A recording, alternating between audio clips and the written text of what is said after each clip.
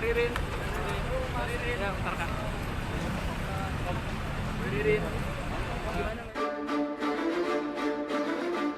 Saat berada di dalam mobil, barulah ekspresi Ririn berubah yang tadinya menampilkan mimik wajah serius menjadi lebih santai dengan senyuman yang dilemparkannya saat itu.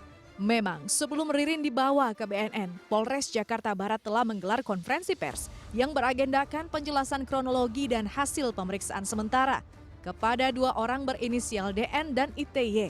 Tak hanya itu saja, Ririn juga telah dinyatakan negatif mengkonsumsi barang haram narkoba. Kalau dari hasil pemeriksaan cek urin untuk ITY positif psikotropika. Sementara untuk RE itu negatif. Tapi untuk memastikan karena baru dari 1 metode pemeriksaan, hari ini RE kami arahkan untuk dibawa ke BNN untuk melakukan pemeriksaan rambut dan darah. Lalu apa yang sebenarnya menjadi alasan pihak kepolisian membawa Ririn menuju BNN meski hasil tes urinnya dinyatakan negatif?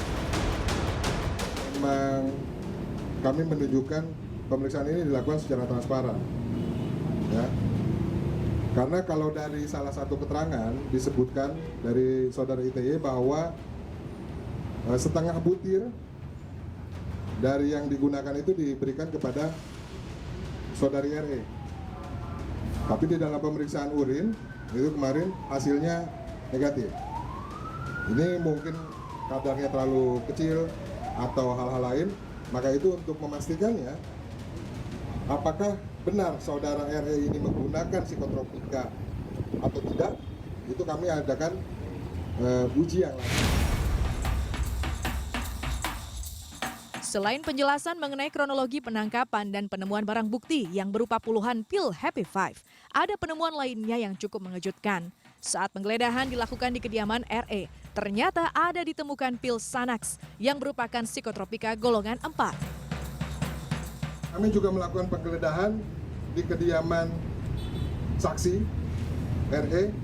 Nah, itu kami temukan ada Xanax yang masuk psikotropika golongan 4. Tapi ini masih kami lakukan pendalaman sebetulnya barang ini milik siapa.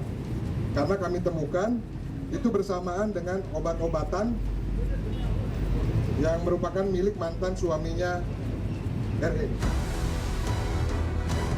Ririn hingga kini masih berstatus sebagai saksi. Sedangkan asistennya ITY dan rekannya yaitu DN atau DV telah dinaikkan statusnya menjadi tersangka. Kedua tersangka itu pun mendapatkan ancaman hukuman maksimal 15 tahun penjara. Orang yang kita sudah naikkan statusnya sebagai tersangka itu di pasal 60 dan pasal 62 Undang-Undang Psikotropika, Undang-Undang Nomor 5 Tahun 97. Itu ancaman hukumannya maksimal 15 tahun penjara. Kini hanya tinggal menunggu bagaimana hasil dari tes darah dan rambut yang dilakukan Ririn hari ini. Apakah benar ada kandungan narkoba dalam tubuh Ririn? Atau justru ia benar-benar terbebas dari barang haram tersebut?